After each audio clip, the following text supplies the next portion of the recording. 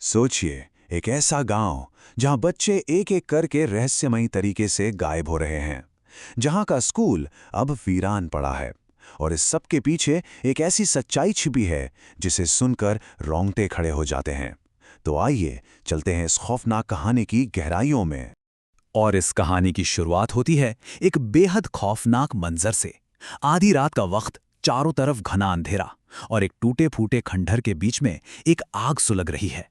ये सिर्फ एक डरावनी रात नहीं है, ये उस गहरे राज की पहली झलक है जिसने पूरे गांव को अपनी गिरफ्त में ले रखा है। तो इस राज से पर्दा उठाने के लिए एक सरकारी अफसर उस गांव में कदम रखता है, पर उसे इस बात का जरा भी अंदाजा नहीं था कि वो किस मुसीबत की तरफ बढ़ रहा है। नाम है उसका राकेश। ऊपर से तो उसका काम बड़ा सीधा साधा सा लगता है। वो जिला शिक्षा विभाग का ऑफिसर है और उसे बस ये पता लगाने भेजा गया है कि भाई एक हंसता खेलता स्कूल अचानक बंद क्यों हो गया। उसको बस इतना बताया गया था कि बच्चों ने स्कूल आना बंद कर दिया है, लेकिन असलियत इससे कहीं ज्यादा भयानक थी। जब राकेश ने स्कूल के रिकॉर्ड्स चेक किए ना, तो जो सामने आया वो परेशान करने वाला था। देखिए, जहां पहले 75 बच्चे पढ़ते थे, वहां धीरे धीरे ये नंबर गिरकर सिर्फ 19 रह गया। और उसके बाद स्कूल पर हमेशा के लिए ताला लग गया। ये सिर्फ नंबर नहीं थे, ये उस गांव से गायब हो रही मासूमियत का सबूत थे। और राकेश जैसे ही गांव में एंटर करता है, उसे एक बेहद अजीब सी खामोशी महसूस होती है। गलियां एकदम सुनसान, एक भी बच्चा कहीं नजर नहीं आ रहा। ऐसा लग रहा था जैसे गांव में कभी बच्चे थे ही नहीं। बस एक ही सवाल उसके दिमाग में घूम रहा था, आखिर सारे बच्चे गए कहाँ?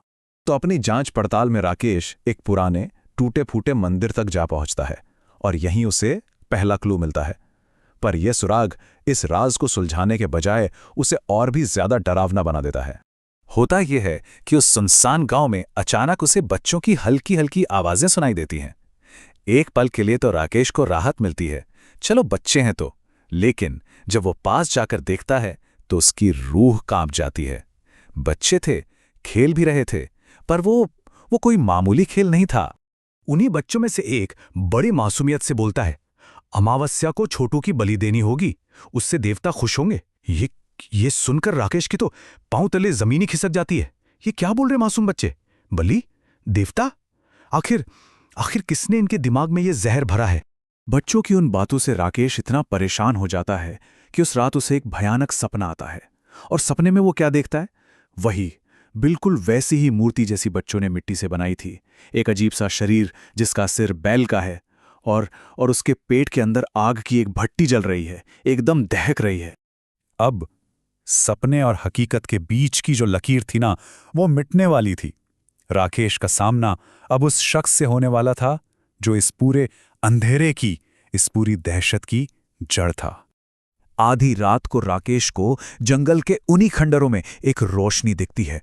वो उसका पीछा करते हुए वहां पहुंचता है और जो देखता है उसके होश उड़ जाते हैं।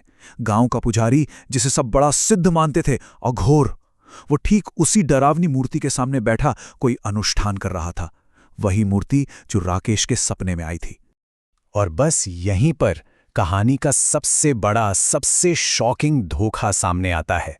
देखिए, गांव वाले तो अघोरम को अपना रक्षक समझते थे। उन्हें लगता था कि वो उन्हें मोलक नाम के देवता के गुस्से से बचाता है। और यही डर, यही अंधविश्वास उस शैतान की सबसे बड़ी ताकत थी। क्योंकि असलियत तो ये थी कि कोई देवता नहीं था, अघोरम ही वो शैतान था। वही गांव में सूखा लाता, वही महामारी फैलाता, ताकि वो बच्चों की बलि मांग सके। इतना ही नहीं, अघोरम अपने मुंह से ये सच कबूल भी करता है।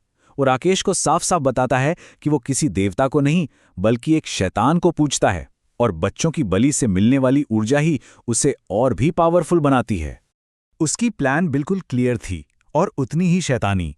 पहले गांव में प्रॉब्लम क्रिएट करो, सूखा, बीमारी, कुछ भी। फिर उसका इल्जाम उस मोलक नाम के शैतान पर डाल दो और फिर उस श्राप को दूर करने के नाम पर मासूम बच्चों की बलि मांगो, ताकत बढ़ाओ, और उसका फाइनल गोल था अमर हो जाना, इमॉर्टैलिटी। लेकिन जब सच सामने आता है ना, तो बरसों से दबा हुआ गुस्सा एक तूफान की तरह फट पड़ता है। अब वक्त था लोगों के इंसाफ का। हुआ ये कि जब अघोरम इतना कुछ राकेश को बता रहा था, तो उसे इस बात की खबर ही नहीं थी कि गांव वाले राकेश का पीछा करते करते वहां आ चुके थे और वो छिपकर उसकी हर एक बात, हर एक लफ्ज सुन रहे थे। उनका विश्वास, उनकी आस्था सब एक झटके में टूटकर बिखर गया था। भीड़ में से एक बुजुर्ग की कांपती हुई आवाज आती है। वो रोते हुए कहता है, 20 साल पहले ये मेरे पोते को भी ले गया था देवता की इच्छा बोलकर। इसे सजा मिलनी ही चाहिए। ये सिर्फ एक आदमी का दर्द नहीं था, ये पूरे गांव का दर्द था जो अब एक ज्वालामुखी की तरह फट चुका था। और फिर इंसाफ हुआ, एक भयानक इंसाफ। गांव वालों ने अघोरम को पकड़ा और उसे उसी की शैतानी मूर्ति की उस आग वाली भट्टी में जिंदा फेंक दिया। अघोरम की चीखें उन खंडहरों में गूंजीं और हमेशा के लिए खामोश हो गईं। तो अघोरम का तो अंत हो गया, गांव में शांति लौट आई। लेकिन क्या बुराई इतनी आसानी से मर जाती है?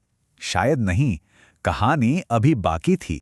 कई साल गुजर गए, गांव में सब कुछ नॉर्मल हो गया। बच्चे फिर से सड़कों पर खेलने लगे थे। लेकिन फिर एक अमावस्या की रात उन्हीं खंडरों से किसी के कदमों की आहट आई। वही जगह जहां उस बुराई को दफन किया गया था। वहां एक अनजान शख्स जमीन खोद रहा था, ठीक वही जगह जहां गांव वालों ने उस मूर्ति को गाड़ा था। धीरे धीरे मिट्टी हटती है और उस मूर्ति का बैल जैसा सिर एक बार फिर उस अंधेरी रात में दिखाई देता है। फिर वो शख्स उस मूर्ति से कहता है, पिताजी, लौटने का समय आ गया है, आपकी साधना अधूरी नहीं रहेगी। और तभी आसमान में बिजली कड़कती है और उसकी रोशनी में उस शख्स का चेहरा दिखता है। वही लाल आंखें, वही खौफनाक मुस्कान। ये कोई और नहीं, ये अघोरम का बेटा था जो अपने पिता की शैतानी विरासत को आगे बढ़ाने के लिए लौट आया था। और यहीं आकर ये कहानी हमें एक बहुत ही परेशान करने वाले सवाल के साथ छोड़ जाती है। जब बुराई एक पीढ़ी से दूसरी पीढ़ी तक जाती है, जब वो विरासत में मिलती है, तो क्या आतंक का ये सिलसिला कभी सच में खत्म हो सकता है? क्या इसका कोई अंत है? ये एक ऐसा सवाल है जिसका जवाब सोचना जरूरी है।